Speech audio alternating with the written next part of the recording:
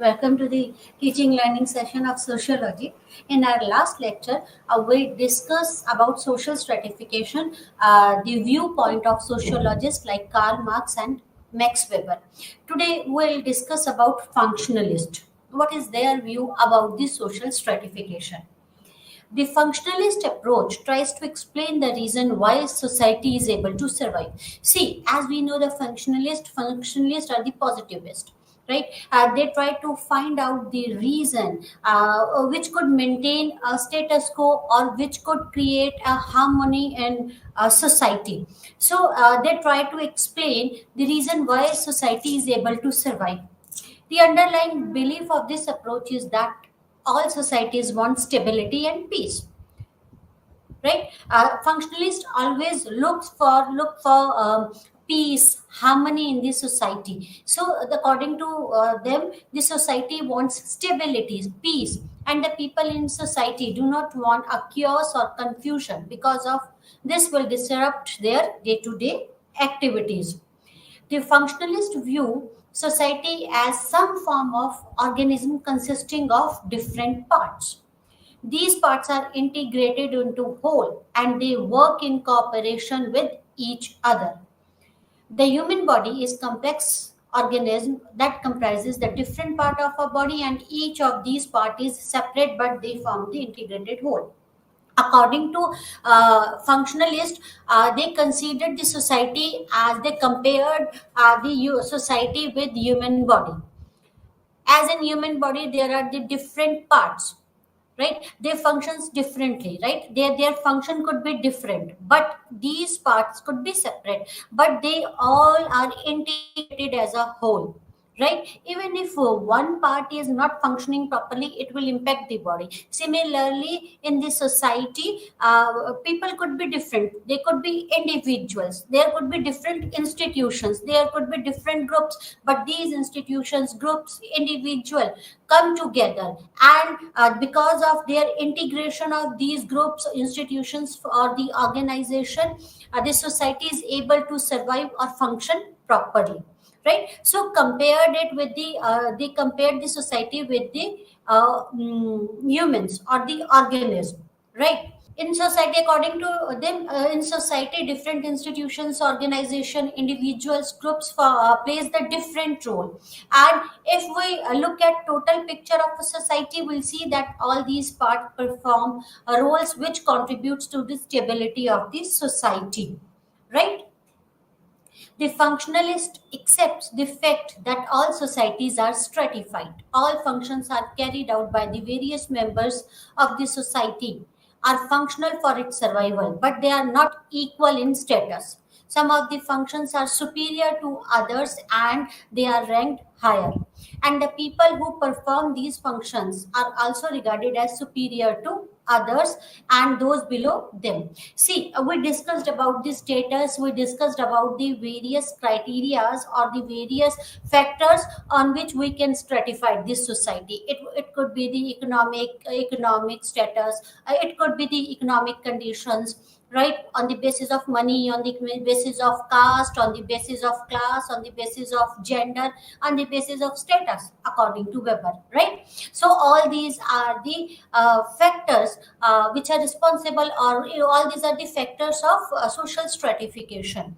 So according to functionalist, that status plays an important role. Some of the functions that all individuals or each and every individual perform certain type of functions, right? And they carry out the function in the society, and because of these functions, the society serves, but all the functions are not of equal status, right? Some functions are superior to others, they are ranked, and some are considered as not that superior as other ones, right? The functionalist theories of stratification attempts to explain how social inequalities occur and why they are necessary for society. The functionalists presume that there are certain basic needs of every society. The needs have to be met, else there will be instability in the society. These needs are known as functional prerequisite. See, according to the functionalist theories, stratification, they attempt to explain this stratification. According to them, this stratification causes the social inequalities. Stratification is responsible for social inequalities. But according to functionalists, these inequalities or these stratifications are required, are necessary, right? As per functionalists, there are the certain basic needs of every society, right? And it is required, or those needs have to be met, or else there will be instability in the society. And the functionalist, according to the functionalist perspective, there should be no instability in the society, right? These functional prerequisites are important. They are ranked according to the importance and that are granted to them in this society. See, there are certain needs, and these needs are required to be met, right? Otherwise, they could create instability in this society. And these needs are known as the functional prerequisite. All functional prerequisites are important. All needs are important. What are functional prerequisites? Needs. All functional prerequisites are important, but they are of not equally important, right? They are ranked according to the importance, and that is granted by the socials. All are important, but they are not equally important. And they are ranked according to the importance that is granted. Who give this ranking? This ranking has been given by the society. So all prerequisites are ranked, that are granted to them in that society. Integration doesn't mean equality. It means that there are the different groups together contribute towards the stability, but they do so because they are stratified in the hierarchy. See, all functional prerequisites are important, but they are not equal, right? They are ranked by the society, and they all are that all individual, all prerequisites, all needs are integrated. But that doesn't mean that all different group are equal, right? They are stratified in a hierarchy. They are ranked in a hierarchy. So according to functionalist, it is very important to maintain peace and harmony in this society, and the social stratification is required for peace and the harmony of this society, right? All individuals, groups, organization, or all needs of the societies are important, but they are not equal. All these needs, organization, individuals have been ranked in the hierarchy by the society, and this hierarchy is important to maintain peace and harmony in the society. Our Davis Murray approach. Kingsley Davis and Wilbert Murray have developed a functionalist approach of stratification. They have developed a functionalist approach. Both are eminent American sociologists, and they were the students of Talcott Parsons. They elaborated their view in an article titled Some Principles of Stratification. They wrote an article, Some Principles of Stratification, and they have developed a functionalist approach of stratification.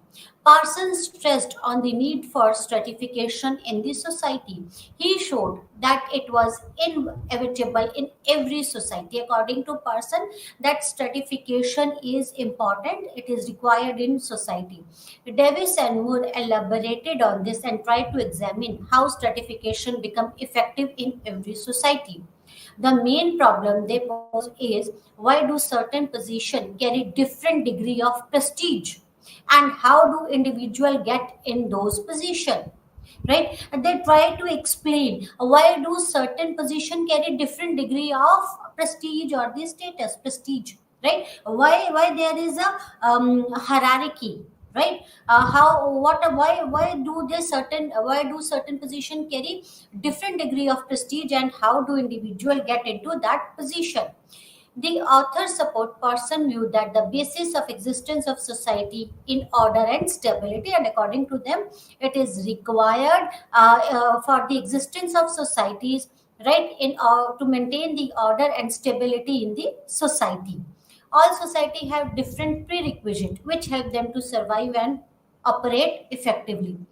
Societies are not mere collection of individuals. These individuals have to perform specific tasks so that these requirements of societies are fulfilled, and there are thus number of activities that exist in the society, and the first functional prerequisite of any society is allocating these different roles effectively. This will ensure the right people are placed in the proper position. There are four aspects, right, of mentioning the functional prerequisite. See, according to Davis Murray, right, Davis and Murray, they are the eminent American sociologist and the students of Talcott Parson. According to Talcott Parson, stratification is required, and according to the functionalist, this stratification is required to maintain stability and harmony in this society.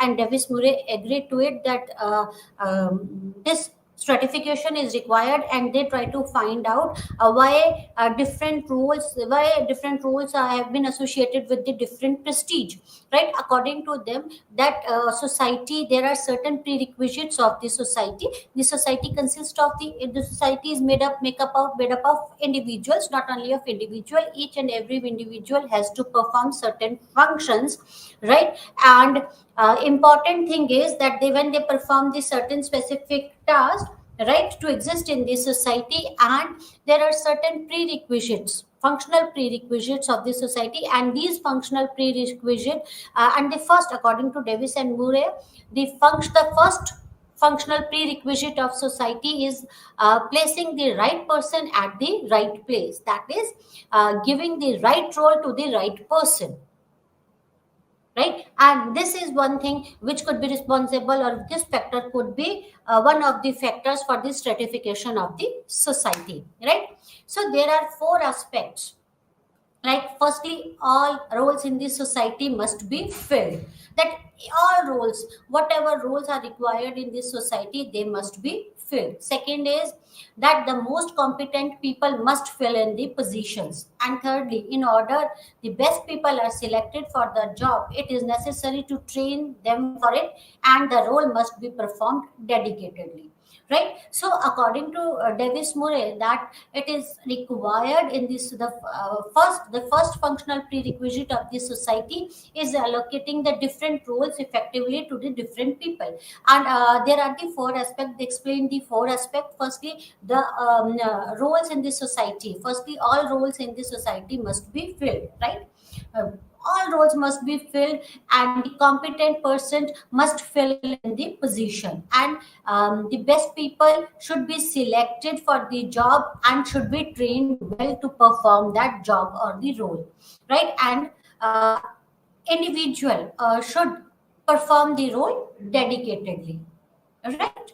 So according to them, that stratification is prerequisite and it is required in this society. Functions of stratification. What are the functions of stratification? Davis Murray states that all society needs some mechanism for ensuring that the best people are selected for the position and they perform well. According to them, the most effective means for ensuring this is social stratification, right? So according to them, it is for smooth running, or this for the smooth functioning of the society, it is required that the right person should be placed at the right place in this society, right? And it could be done by social stratification. The most effective means for ensuring this means for making sure that right person should be placed at the right position is social stratification. Because of the social stratification, it could be on the basis of qualifications, gender, right? So right person should be placed on the right place, right? The system is effective because it offers unequal rewards and privileges to different positions in this society. If all people are given the same rewards, then there will be no motivation for different to work harder. There may also be a tendency for people to avoid taking up the position of responsibility or challenging jobs. So the first function of this stratification, according to Davis Murray, that the right person should be placed at the right position, and this could be done through social stratification. That best person should be placed, should be selected for the position, and it could be done through the social stratification. And the second is the second function is the system could be effective through unequal rewards. Reward should not be equal, right? If people have been given the equal reward, there will be no motivation for people to work for the harder jobs, right? They will try to avoid jobs, responsible jobs, or which needs more time, or jobs which are more challenging. So unequal rewards are required. So this unequal rewards is stratification. The main contribution of system of unequal rewards are twofold. Firstly, it motivates the people to fill certain positions. When positions carry higher rewards, people put in the greater efforts and become qualified for the positions, right? And this qualification or the education could be one of the factor for the stratification. And secondly, the rewards must be unequal even after fulfilling the position, so that persons who are appointed are motivated to improve their performance further, right? Davis and Murray explained that this system of stratification holds true for both modern societies based on the competition and the traditional societies that are based on the ascriptions. Right. So Davis Murray, according to Davis Murray, this stratification is required, and stratification could be based on many factors. For the first factor is for stratification, that it is required that right position person, or the right person should be placed at the right position, and it is possible through stratification only. And there should be unequal rewards for the different positions, right? Because it will motivates the individual to attain a good qualification, or to refine themselves, right? And through this you can place a right person at the right place. And second is, even after appointing the right person at the right place, the reward should be unequal, so that it could motivate the person or the people to perform better. And then that according to Davis and Murray, this stratification is required in both traditional and the modern societies, right? Modern societies are based on the competition, right? Unequal rewards create competitions, right? Placing the right person, or positions, placing the positions, or placing the person, right? At the right person at the right position, it creates a competition. Even it holds true in the traditional society, which are based on the ascriptions, right? If you want to ascribe that position or that status, you should refine yourself, you should prove yourself that you are better than others, right? Basic propositions of Davis and Murray: in every society, certain positions are functionally more important than the other, and these positions carry greater rewards and higher prestige. Only limited people have necessary merits or talents to perform these roles, right? According to Davis and Murray, see, so there are many positions in this society, but certain positions in this society are functionally more important, and they carry more prestige, right? And very limited people have necessary merit or talents to perform those roles. In most cases, these positions require lengthy and intensive training period. This involves sacrifice on the part of the people who acquires these posts, right? The above propositions are based on the fact that in the modern societies, achievement values have been replaced by the ascribed values, right? In these societies, a person's merit is more important than his or her birth. The occupations are arranged hierarchically, and those at the top have greater rewards and prestige than those below. See, according to Davis and Murray, right? It is important that the right person, a person of merit, should be placed on those positions which require skills, or on those positions which are higher in hierarchy, right? And very few people hold those merits, right? And there should be unequal reward to motivate the workforce or the people, right? And according to Davis and Murray, that the positions which are more prestigious, right, or which are more challenging, they require lengthy and intensive trainings, period, right? This proposition of Davis and Murray is based on the facts in modern society, that the ascribed value, that the achieved values replace the ascribed values.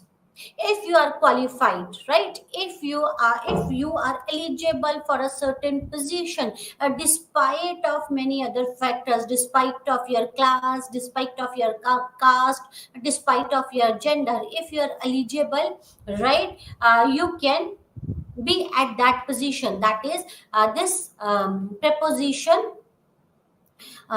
proposition is based, that modern society is based on the achievements rather than the ascriptions, right?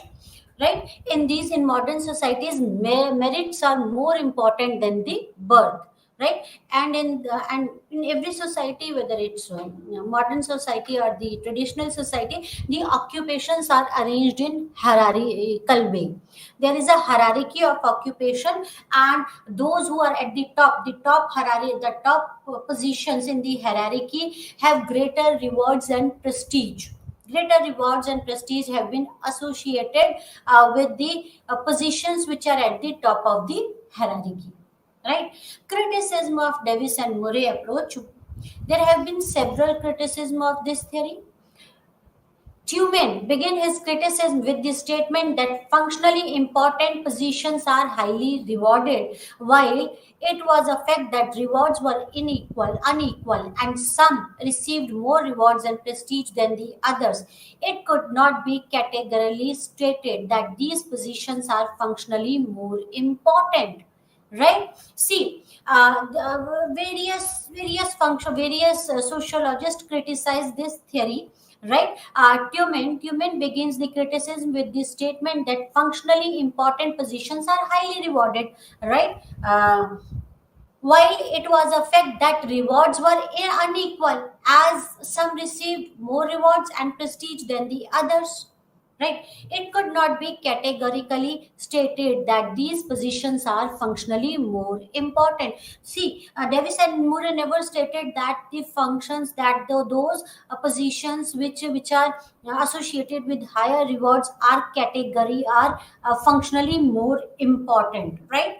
It has not been stated. Davis and Murray have not provided the means of measuring the functional importance of these positions. How could you say that this position or this work is more important than that? Davis and Murray, according to Tumin, Davis and Murray have not provided the means of measuring. How could you measure that that position or that function is important than the other functions? In fact, some sociologists argue that the importance of position is a matter of opinion and not an objective criteria. Right? How could you measure that this function is important than the other function? And as per sociologists, that the importance of the position is an opinion. Right? There is no objective criteria of importance. How could you say that this is important and that is not? Tumin argues that unequal rewards to people may not necessarily stem from the functional importance of the position. The role of power in determining the importance of positions are thereby appropriating higher rewards is also important means of determining the rewards. See, according to Tumin, that unequal rewards may not necessarily be based on the functional importance of the position, right? The role of power plays an important role in determining the rewards. Human challenges the justification of higher reward on the basis of these position involves greater training. He argues that training does not necessarily means sacrifice, as the individual also learns new skills, gain knowledge, and thereby benefit. Moreover, the rewards for such cases are disproportionate to the sacrifice made during the training.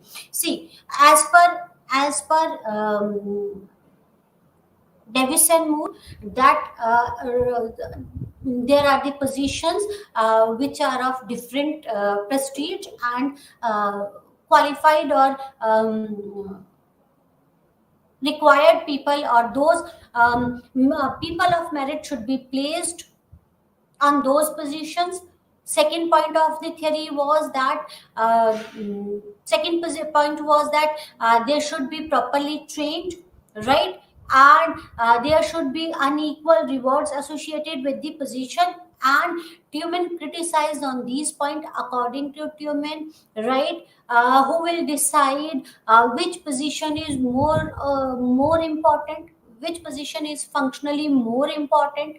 If you are giving, if you are associating the position rewards with the positions, right, how will decide or how will you measure that which functional position or which functional work which function is more important in the society? It could be opinion, there is no objective criteria.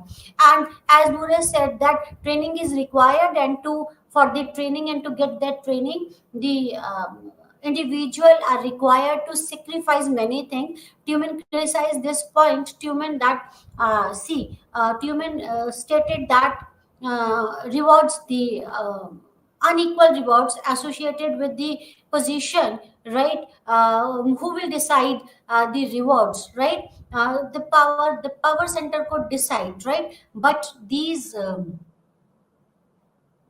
challenging, according to Tumin, the challenge that higher rewards on the basis of these positions involve greater training, and training requires sacrifice to acquire new skills, gains, and knowledge. According to Tumin, the such cases are disproportionate to sacrifice made during the training. The sacrifice could be more than what an individual is getting from that training, right? How could you decide that?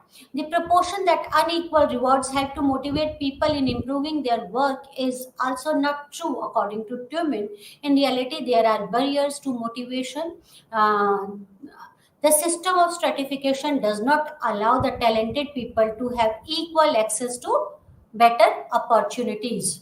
Attributional and interactional approach. Attributional approach to caste.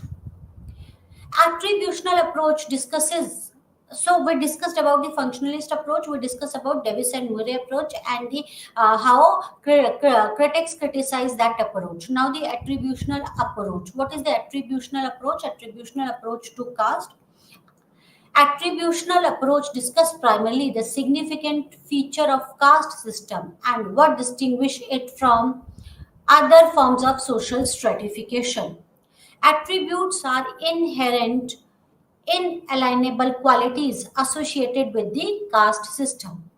As such, every caste must necessarily partake of those attributes. Right? Attributional approach actually discusses the significant feature of the caste system. As we know, this is the ascribed status. Right? It These attributes are inherited, inalienable qualities, right, associated with the caste system. G.S. Gure worked extensively on this caste system, right? G.S. Gure is known as the father of Indian sociologist, right? He is the one who has developed sociology in India, or he is known as the father of sociology, is known as the August Comte, and in India, the father of Indian sociology is known as G.S. Gure. He is an armchair sociologist. Gure wrote in 1930s and considered that each caste was separated from other in an hierarchical order, right? And this ordering sprang legitimately from its attributes of a caste. See, he extensively worked on, G.S. Guru extensively worked on the caste system, and he wrote extensively on the caste system, and he considered that each caste was separated from other in an hierarchical order. There is a hierarchy in the caste. We discussed about the hierarchy of caste in our last lecture, right? There is a hierarchy of the caste, right? Those who are placed at the top of the hierarchy, they are considered more pure than those who are placed at the lower in the hierarchy. They are considered as a polluted caste, right? So this ordering sprang legitimately from its attributes to the caste. Segmental division. Then, thus, the membership of a caste group is acquired by the birth, and with it comes the position in rank order relative to other caste. See, we acquire the caste. It is an ascribed status. It is not achieved status. It is an ascribed status because we get this membership of a caste by birth, right? And it is acquired by birth, right? And there is a position of each and every caste in the hierarchy, and so it comes with a rank system, with a rank order relative to other caste. It is not in our hands. It is an ascribed status for us. Hierarchy, see, first according to Gure, it is an ascribed status, and rank is associated with the caste. So we get the ranking of the on the basis of the caste, and we don't play any role in that. We ascribe this caste. Hierarchy following from the above society was arranged in the rank orders and relation of superiority and inferiority.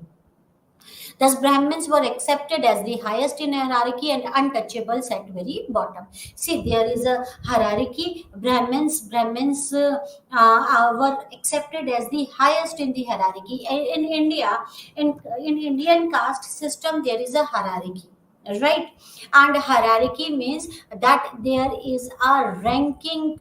We have given a ranking to each and every caste, and there is a relation of superiority and inferiority. Those who are placed at the top of the hierarchy, they are considered as superior or pure caste, and those who are placed at the lower ranks, or they are considered as the inferior or polluted caste, right? So this caste system is a hierarchical system, and they are ranked to each other in relations of superiority or inferiority. And in Indian caste systems, Brahmins are considered as most pure caste, right? They are placed highest in the hierarchies and touchables at very bottom. There are, according to there are certain caste restrictions. These were placed on each and every caste, which gave permissions to its member only to interact with a particular group of a people. This includes its dresses, speech, customs, rituals, and from whom they could accept the food. The system was geared on maintain purity of the group member, hence of the caste system itself. See, first is there is a segmental division. We ascribe the caste. The second is there is a hierarchy of the caste system. The third thing is that there are certain restrictions on the caste. Caste restrictions means what? Caste restrictions means that there are certain rules for each and every caste, right? And these restrictions gave the permissions to the member of the caste to interact with a particular group of the people. This decides these restrictions decides their rituals, their dresses, speech, customs, and from whom what could accept, what from whom one can accept what type of goods, right? And this was done to maintain the concept of purity of the race or the group members, right? Caste pollution. In this idea, the whole effort of a caste was to avoid contamination from polluting objects. That is, those involved unclean occupations or the lowest caste.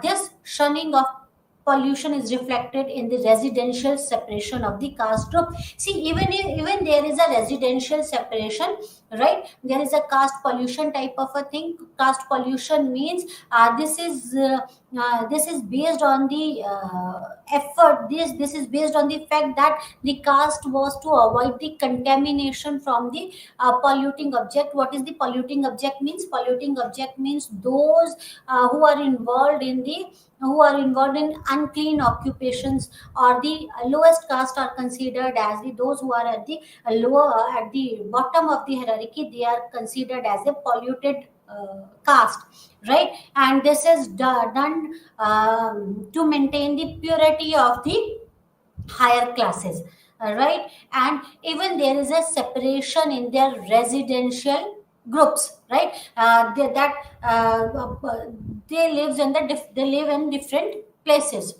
Traditional occupation, even Gure felt that every caste has a traditional occupation. The clean caste had clean occupation, whereas unclean and impure caste has defiling one, right? So traditional occupation, that even occupations, there are the traditional occupations associated with each caste, right? Brahmins, that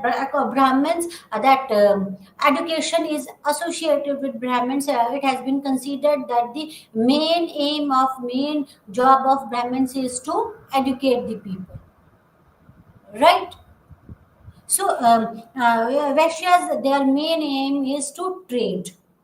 Kshatriya, they are considered as fighters, right? And then comes our untouchables or scheduled caste, and they are associated with unclean, or they are considered as unclean or peer jobs, because the traditions or the occupation associated with those are considered as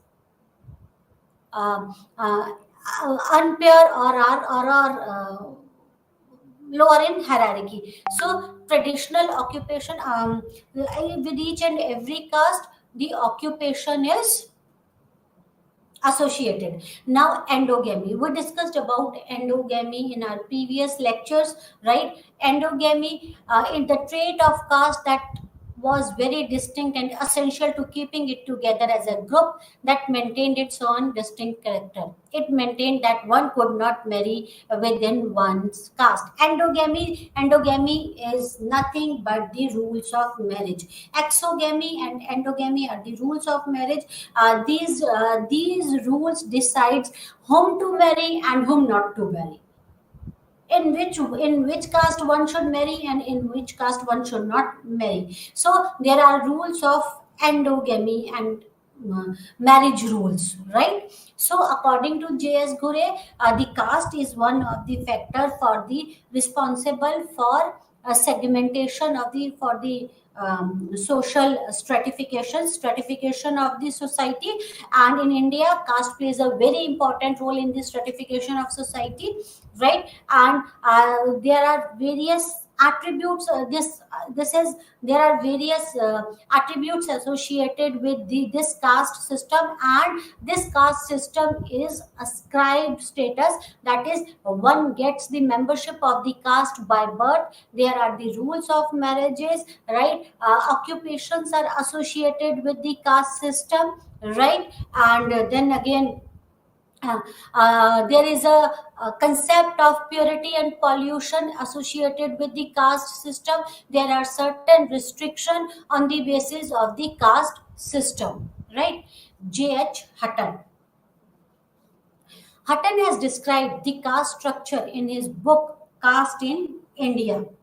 Hutton held that the central feature of the caste system was endogamy. Around this fact are built up the various restrictions and taboos. Interaction must not violate these restrictions placed on the various castes. See, Hutton again discussed about the caste structure. He discussed the caste structure in his book Caste in India. According to Hutton, that the central feature of the caste system was endogamy, rules of marriage, right? Around this fact, whom not to marry, right? Endogamy is what? Whom not to marry. Around these facts are built in the various restrictions and taboos. Around this endogamy, various other restrictions or taboos are built up. Interaction must not violate these restrictions placed on the various castes, right? Another important feature of caste system as seen by Hutton was taboo on taking cooked food from other caste but one's own. Such restriction raises a question in themselves, right? That it has been defined what could one expect accept from others, right? Uh, See, there are certain restrictions on accepting the food, right? There are the certain questions like who cooks the food. It decide whether one can take the food from others or not. What type of pot was food cooked in, right? Is the food kacha or uncooked food or a pakka food, right? There is a hierarchy of food, and vegetarian food is ranked higher than the non-vegetarian food. So there is a restriction, there is an endogamy, and even then there is I have observed that there is a restriction on the food, right? What factors decide what one should accept from the other is who cooks the food, in which pot the food has been cooked in, right? Whether the food is a kacha food or a pakka food, and whether the food is vegetarian food or a non-vegetarian food, right? The restriction reflects the process of formation of caste identity. They are reflective of separation and hierarchy between the caste groups. The non-acceptance of food reflects the superiority of the ranks and the whole idea of maintaining the purity and reducing the pollution, right, is also found in primate and the interactions, right? See, this endogamy and this acceptance of food, this reflects the superiority, this explains the superiority or inferiority on the ranks. The non-acceptance of the food shows the superiority of the rank, right? And it is done, or the idea behind this is to maintain the purity and to reduce the pollution. Even this is found in an interaction. Whom to interact, how to interact, how much to interact, right? Even in interaction, the caste law in rank order have to avoid the temples and well maintain physical distance in their interaction with the higher caste members. Even while those who are placed in lower in hierarchy, right, it is required from them, or it is expected from them that they should not add restriction on commensality, right? M.N. Srinivas, another Indian sociologist. M.N. Srinivas chooses to study the structure of relations arising between the caste on the basis of the attributes. Thus, he introduced a dynamic aspect of caste identity very forcefully. The aspect become clearer in Srinivas' work on the positional mobility known as Sanskritization. Srinivas is one of the eminent Indian sociologists, and he has given the concept of Sanskritization, Westernization, right? He worked on the caste system, and he has given the concept of the Sanskritization, and this concept is based on the positional mobility of the caste, right? Positional mobility of the caste. Sanskritization, what is this? What is Sanskritization? Sanskritization is a process whereby the caste attempts to raise its rank within the caste hierarchy by adopting in the practices the attributes of the caste or the caste above them in the rank order. Actually, he worked on that. His work is based um, his field work is based in a village in Kurg, right? So there he has given the concept of Sanskritization, and this Sanskritization is, what is Sanskritization? Sanskritization is concept where Srinivas tried to explain that the caste attempts to raise its rank within the hierarchy. As we all know that there is a hierarchy in a caste system, and those castes who are at the lower end of the hierarchy, they try to raise its rank within the hierarchy, within the caste hierarchy. How they can do it? By adopting in the practices and attributes of a caste or the castes about them, right, in the rank order. See, there is a hierarchy of a caste system. And those caste who are at the lower rank, they try to increase their rank in the hierarchy. How they try to increase in the hierarchy? By adopting the practices or the attributes of the caste above them. That is, the caste try to adopt the practices or attributes of the caste which is above them, right? When they try to increase, or when they try to move from their position to the higher position in the hierarchy, this is known as sanskritization, right? It is the positional mobility. When one tries to move its position from lower to higher position, right? That is, in caste system, when one caste tries to move up in the hierarchy, that is known as sanskritization. This is to say that low attributes are gradually dropped and the high attributes of the caste above them are imitated, that they try to imitate the attributes of the higher caste. And it involves adoption of vegetarianism or clean occupations or so on. Closely connected is the concept of dominant caste. The dominant caste in their village is the conspicuous by its sizable numerical presence, ownership of land, and the political power. What is sensitization? That is the mobility. That is the caste mobility in the caste